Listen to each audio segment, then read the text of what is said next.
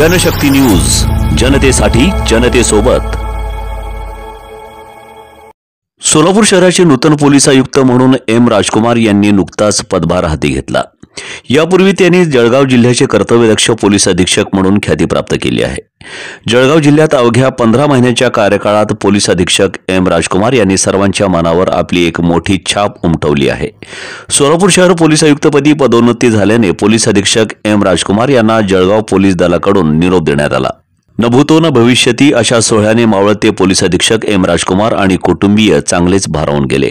जळगावच्या पोलीस मंगलम हॉल आणि परिसरात पार पडलेल्या या निरोप समारंभाची काही क्षणचित्रे आम्ही जनशक्ती न्यूजवर प्रसिद्ध करत आहोत।